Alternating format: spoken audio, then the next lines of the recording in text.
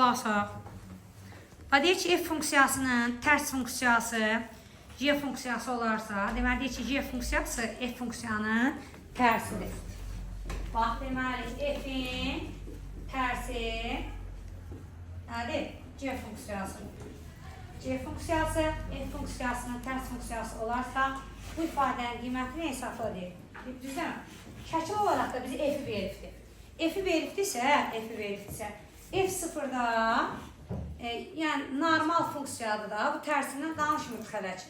Normal funksiyadır, sıfırda, x-i sıfırdır, x-i sıfırdırsa y-i kəsifdir, y-i da kəsifdir. 3-də. Deməli, f sıfırın cavabı olsun nə? 3. Düzdür? Bunu yadınızda sal. Sonra artıq tərsindən danışıram. Tərsindən danışıramsa, bu funksiyadan danışmıram, tərsindən danışıram. Əgər funksiya 0 veribdirsə, bu x-in cavabıdır da, düzdür? Tərsindən danışıramsa, bu artıq x-in cavabı deyil. Y-in cavabı rəfsardır. Y sıfırdır. Y sıfırdırsa, x-i kəsir. X arada kəsir.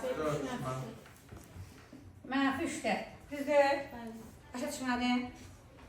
Bu kəsmək deyil ki, o sadəcə görüşmə nöqtələridir. Gəlirik bu birisinə.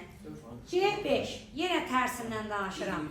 Tərsindən danışıramsa, normalda burada yazılan x-in qiymətidir. Tərsindən danışıramsa, y-in qiymətidir. Y-i 5 olanda x-in cavabı nə olur? Bunun cavabı da olar nə? 4. Getdi hesablama. 3, üstə gəl mənfi 3, üstə gəl 4, 3 3-dən gedər, cavab eləyər, çatır. Tərs funksiya olanda x-i atdıq, yerinə y yazdıq, y atdıq, yerinə x yazdıq. X-in qiymətini istəyir, biz y-i tapırıq, tərs funksiya deyirək. Y-in qiymətini istəyir, biz x-i tapırıq, çünki tərsindən danışır.